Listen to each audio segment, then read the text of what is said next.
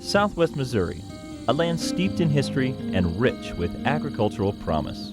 Matt Matthews grew up in these rolling hills. As a boy, he caught tadpoles and turtles in the rippling streams, but soon found his passion in life. As I got older, I got to messing with the livestock and the cattle and just taking care of them and found out they needed me as much as I needed them. The cow herd, originally my father started back probably in the 50s, started out as a Hereford-based cow herd. I started off when I got into high school, had a few cows of my own, and I switched to breeding with mostly limousine bulls, and we bred predominantly limousine for until 6 years ago. Then we switched to Red Angus, and right now we're breeding a Red Angus limousine cross. It's worked out real well. I retain ownership on all my cattle, and I do carcass data collection, and so I use the carcass data to select sires. I study the EPDs of the sires and try to get a more uniform cow herd that's going to be able to sold on a meat grid that will do well on any meat grid, not just one specific meat grid. Matt and Denise Matthews and their family own a business that defines who they are, a place that binds them together. That's why they take such pride in the M&M Cattle Company and why they are continually striving to make it better.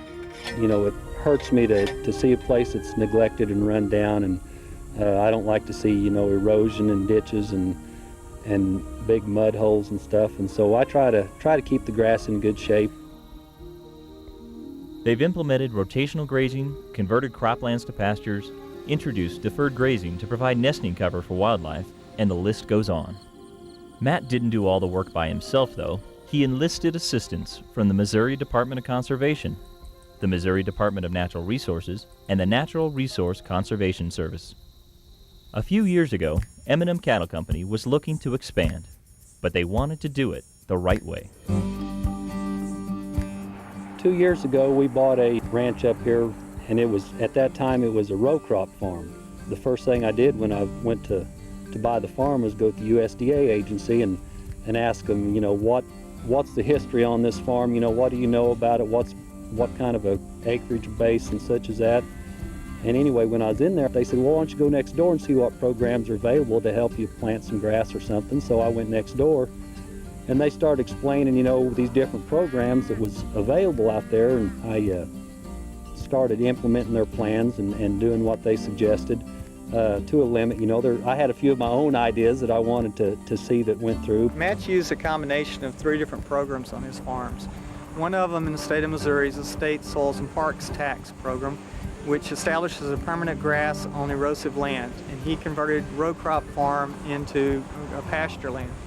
The second one is the Conservation Reserve Program. There's a continuous aspect of CRP, and this one is designed to take the animals out of water or water quality issue areas. We've put in filter strips, we've established trees along some of the creek banks, and the third program is called the Environmental Qualities Incentives Program, which is a USDA federal program called EQIP that actually goes in and helps cost share on fences, interior fences, establishment of different types of grasses, and putting in water systems to rotate the animals. It makes you feel good just if you knew what we had compared to what it is now, a year and a half later. I'm real anxious to see how it progresses along year after year.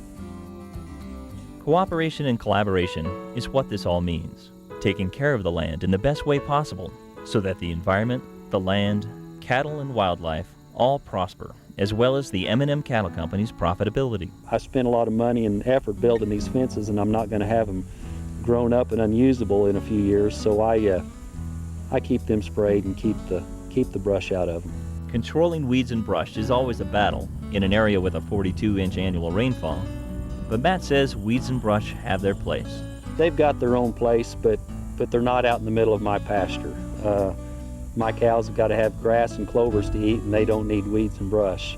So I'll let the weeds and brush grow over in the creek banks and where the wildlife can get some benefit out of it, but not in the pasture. What I've found to be my best results is with Graze On. I can run some Graze On in there. It's pretty much takes care of them for the year. I don't have to worry about it, and usually, I don't even have to worry about brush hogging the pasture at all for the summer. And the noxious weeds that we have a terrible problem with, Canadian and musk thistles, and it pretty much eliminates those.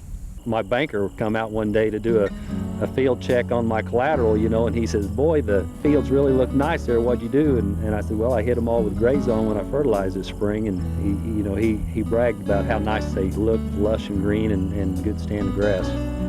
Their stewardship is obvious to their neighbors, but it took Matt's own daughter, Crystal, to publicize what her father has done. She says, Dad, they've got this Environmental Stewardship Award. She'd been to the convention the last several years and seen it, and she said, you've done a lot of work down there.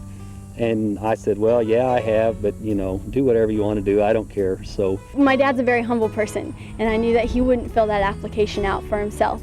But I also knew that he works really hard, and he deserved that recognition.